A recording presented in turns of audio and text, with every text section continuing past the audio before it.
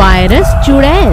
एक गांव से आगे एक जंगल था जिससे पहाड़ों का रास्ता निकलता था। वहाँ दूर जाकर एक कुटिया में एक चुड़ैल रहा करती थी जो कई सालों से वहाँ पर तपस्या कर रही थी और अपनी चुड़ैल देवी को याद कर रही थी। उसका इतना प्रकोप था कि कोई भी चुड़ैल उससे कुछ भी मांगती तो उसे अपनी तपस्या का फल जरूर मिलता। वो चुड़ैल भी अपनी आँखों से पानी की जगह खून बहाती जा रही थी। उसकी ये तपस्या देखकर डायन चुड़ैल प्रकट होती हैं। क्या चाहती हो तुम मेरी बच्ची? इतना कष्ट खुद को मत दो, बताओ क्या चाहिए तुम्हें? मुझे इस मानव जाति पर अपना प्रकोप डालना है। अब मुझे कुछ भयानक करना है। तुम्हें मैं एक वायरस देती हूँ जिसके प्रकोप से तुम अपने हिसाब से जो चाहो वो करना और अपनी इच्छाएं पूरी करना। इतना कहकर डायन वहाँ से चली गई। चुड़ैल खुशी खुशी जोर जोर से हंसने लगी, साथ ही वायरस को भी प्रकट कर लिया। मेरा प्रिय वायरस, जा इस पूरी दुनिया को तबाह कर दे। चुड़ैल उन जगहों पर जाती जहाँ मांस बेचने की दुकानें थीं। अब जिन लोगों ने भी वहाँ से मांस लिया था और खाया था, अब उनके अंदर एक भयानक वायरस प्रवेश कर चुका था और उसके बाद जिन जिन लोगों ने एक दूसरे से संपर्क किया, उनके मुंह और छूने से वायरस जाने लगा। जहाँ भी कोई बीमार मनुष्य होता, उसी बीमारी से दूसरों को भी ये बीमारी लग जाती। कितने ही लोग मरने लगे और चुड़ैल की मर्जी के मुताबिक वो वायरस सिर्फ गांव या शहर ही नहीं बल्कि देश विदेश में फैलता चला गया।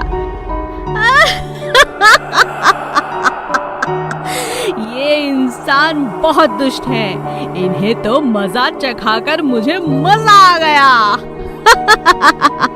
सभी राज्य के लोग और राजा एक सभा बुलानी पड़ी और सभी ने स्वच्छता पर पूरा काम किया। घर घर तक जानकारी पहुंचाई गई कि हर कोई हाथ मुंह अच्छी तरह धोए। सभी लोगों ने दिए हुए निर्देशों का पालन किया। कुछ महीनों तक लोग घर से बाहर तक नहीं निकले और धीरे धीरे चुड़ैल का प्रकोप कम होने लगा। यही बात मैं इन्हें समझाना चाहती थी। अब ये समझ चुके हैं। साफ सुथरे रहते हैं। अब मुझे यहाँ से चले जाना चाहिए। मकड़ी चुड़ैल। एक गांव था सीलापुर, जहाँ एक परिवार में लोहा नाम का लड़का, उसके अलावा उसकी बहन और बूढ़ी माँ बाप रहते थे। उसका पूरा परिवार साथ रहता था, लेकिन वो बहुत अजीब किस्म का लड़का था। वो सारा दिन अपने कमरे में रहता और मकड़ियों की तस्वीरें बनाता रहता, कभी कागज पर कभी दीवारों पर। उसे मकड़ियों से बहुत लगाव था। भले ही उसकी उम्र केवल 18 वर्ष की थी, लेकिन वो अपने परिवार की कोई भी जिम्मेदारी नहीं उठाना चाहता था। उसके बाबा ने उसे बहुत बार समझाया। अरे बेटा, तुम भी अब बड़े हो गए हो, कोई काम क्यों नहीं करते? कुछ और नहीं करना है तो खेतों में जाकर अपने भाइयों के साथ ही काम कर लो। ठीक है पिताजी। अगले दिन वो खेत में गया और जैसे ही वो पेड़ के नीचे आराम करने बैठा तो उसे एक मकड़ी दिखाई दी। उसे देखते ही वो पेड़ के ऊपर मकड़ी के पीछे भागा। उसके पिताजी उसकी हरकतों से बहुत परेशान हो गए थे। वो पास के मंदिर में जाकर पंडित जी से कहते हैं, पंडित जी प्रणाम। मेरे बेटे को देखिए क्या हो गया है। इसका किसी काम में मन ही नहीं लगता। आप इसे मंदिर में ही कोई काम दे दीजिए, यहीं पड़ा रहा करेगा आपकी सेवा में। हाँ ठीक है, हम इसे रात को मंदिर की चौकीदारी का काम दे देते हैं। लोहा उस दिन रात को पहरा दे रहा था जब उसकी आंख लग गई और आंख लगते ही उसे जोर जोर से आवाजें सुनाई देने लगी। लोहा, आओ, तुम्हें मेरे पास आना होगा। मैं तुम्हारा इंतजार कर रही हूँ। लोहा डर के मारे कांपने लगा, लेकिन वो बहुत देर तक आवाजें सुनता रहा। फिर उसने जो देखा वो देखकर वो दंग रह गया। उसने एक विशाल मकड़ी और उसकी आवाज को सुना। आओ लोहा, मैं तुम्हारा कब से इंतजार कर रही हूँ। तुम्हारा तुम्हारे पिछले जन्म की पत्नी हूँ। याद करो, याद करो, मेरे चित्र बनाते रहते हो तुम। जैसे तैसे रात गुजरी। अगले दिन सुबह लोहा ने सारी बात अपने पिताजी को बताई। उसके पिता को विश्वास नहीं हुआ। तभी एक छिपकली आई और उसे देखकर लोहा वो असली मकड़ी की तरह दीवार के ऊपर चढ़ता गया और धीरे धीरे लोहे का शरीर पूरा मकड़ी जैसा बन गया, जिसे देखकर उसके पिताजी अपनी आंखों पर विश्वास नहीं कर पाए। तभी वो मकड़ी आई और उससे बोली, आ गई हूँ मैं। ये देखकर पंडित जी और लोहा के पिता डर गए। उन्होंने देवी माँ से प्रार्थना की। तब देवी माँ ने बाबा की प्रार्थना सुनी और लोहा को वापस वैसा ही बना दिया जैसे वो पहले था, और मकड़ी की आत्मा को भी हमेशा के लिए छुटकारा मिल गया। चीता चुड़ैल। एक गांव में लगातार लोगों को रात में कोई जानवर उठा कर ले जाया करता था, मगर कभी किसी ने किसी जानवर को गांव में आते हुए नहीं देखा था। एक सुंदर सी लड़की अक्सर गांव के छोटे बच्चों को पढ़ाने के लिए आती थी। वो देखने में बहुत सुंदर थी। उसे देख गांव के नौजवानों से पाने के सपने देखते थे। एक दिन सूरज ने हिम्मत कर उस लड़की का पीछा किया। वो लड़की गांव से छोटे बच्चों को पढ़ाने के बाद जंगल के रास्ते से अपने घर जा रही थी। रुको, सुनो, तुम्हारा नाम क्या है? क्या तुम मुझसे शादी करोगी? क्या शादी? तुम कौन हो? मेरा नाम सूरज है और मैं इसी गांव में रहता हूँ। मैं तुमसे शादी नहीं कर सकती। क्यों? क्यों नहीं कर सकती?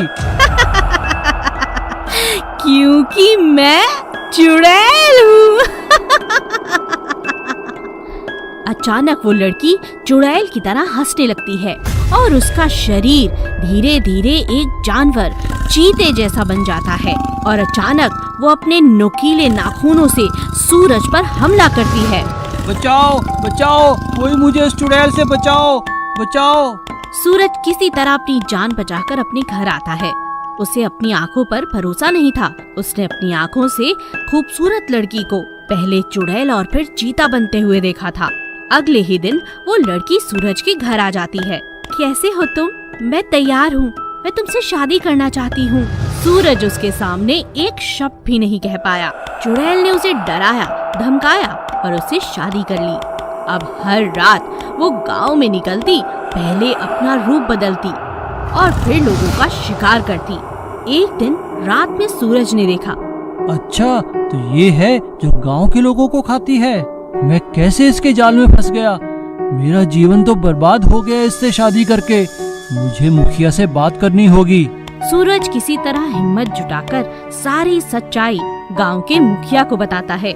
मुखिया को सूरज की बात पर भरोसा नहीं होता, इसीलिए वो रात को छुपकर उसका पीछा करता है। इसका मतलब सूरज सही कह रहा था। सूरज और मुखिया मिलकर एक बहुत बड़े तांत्रिक को बुलाते हैं।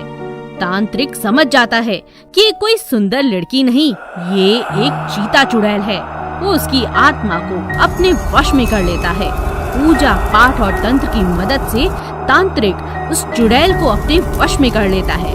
छोड़ो, छोड़ो मुझे, तुम कौन हो? छोड़ दो, छोड़ो। सारे गांव वाले ये देखकर हैरान थे कि ये वही औरत थी जो कल तक बहुत सुंदर लड़की थी और फिर सूरज की दुल्हन बनी। और अब ये और कोई नहीं, ये चीता चुड़ैल थी जो लोगों को मारकर खा जाया करती थी। तांत्रिक की मदद से पूरे गांव को उस चुड़ैल से छुटकारा मिला और सूरज की जिंदगी बच गई। नागिन चुड़ैल और बाज चुड़ैल। एक बार की बात है, नागिन राज की महारानी और बाज राज की महारानी की मौत हो गई और दोनों ही महारानियां अपने देशों से गिरकर धरती पर आ गिरी। वो धरती पर चुड़ैलें बनकर घूमने लगी। नागिन चुड़ैल पहले आ गिरी थी, जिसकी वजह से उसने अपने रहने के लिए एक पीपल का पेड़ चुन लिया और कुछ ही देर बाद बाज चुड़ैल भी गिर गई, तो उसने भी अपने लिए वही पीपल का पेड़ ही चुना। जब बाज चुड़ैल वहाँ गिरी तो उसे नहीं पता था कि वहाँ एक और चुड़ैल पहले से रहती है। क्या कर रही हो तुम यहाँ? चली जाओ यहाँ से, ये मेरा पेड़ है, समझी? मैं क्यों जाऊं?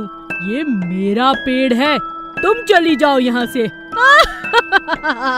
मैं कहीं जाने वाली नहीं। ऐसा करते करते दोनों की आपस में खूब बहस शुरू हो गई और दोनों बहस करते करते उसी पेड़ पर सो गई। अगले दिन एक व्यापारी आकर उसी पीपल के पेड़ के नीचे सो गया। उसने अपना घोड़ा पास में खड़ा किया। जैसे ही दोनों चुड़ैलों ने उसे देखा तो दोनों अपना शिकार बनाने उसे नीचे आ पहुंची। मौका देखते ही बाज चुड़ैल उस आदमी के अंदर घुस गई और देखते ही देखते नागिन चुड़ैल भी गुस्से में आकर उसके घोड़े में घुस गई। अब क्या था, घोड़े के रूप में नागिन चुड़ैल अब गांव की तरफ भागी और उसके पीछे ही आदमी के रूप में नागिन चुड़ैल भी भागी। उन्हें देखकर गांव के सभी लोग डर गए। इतने में गांव के मुखिया जी वहां आ गए और वो उन दोनों को रोकने ही वाले थे कि नागिन चुड़ैल अपने असली रूप में आ गई और उसे देखकर बाज चुड़ैल भी अपने असली रूप में आ गई। बाज चुड़ैल मुखिया जी को अपने पंजों में जकड़कर पीपल के पेड़ पर ले गई। अरे अरे छोड़ो मुझे चुड़ैल, कहाँ लेके जा रही हो? और वहीं उनके पीछे पीछे नागिन चुड़ैल भी आ गई। तुम अपने आप को समझती क्या हो? ऐसा जहर फेंकूंगी तुम पर कि भस्म हो जाओगी। तुम क्या समझती हो, तुम्हें मैं छोड़ दूंगी? अपने नाखूनों से चीर कर रख दूंगी। हाँ। बाज चुड़ैल ने अपने नुकीले पंजे नागिन की आंख में मार दिए। नागिन चुड़ैल ने अपनी जहरीली जुबान से दांतों से उसे काट डाला। दोनों में काफी घंटों तक लड़ाई चलती रही और वो दोनों बुरी तरह से जख्मी होकर नीचे गिर पड़ी। उतने में ही मौका पाते ही मुखिया जी वहाँ से गांव की ओर भागे। अरे चलो मेरे साथ, वो दोनों वहाँ जख्मी पड़ी होंगी, उन्हें चलकर आग लगा देते हैं। लेकिन जब वो गांव वालों के साथ वापस आए तो उन सब ने मिलकर उन दोनों को वहीं आग लगा दी और उन्हें मुक्ति दे दी। और उसके बाद फिर कभी भी उस गांव में किसी चुड़ैल का साया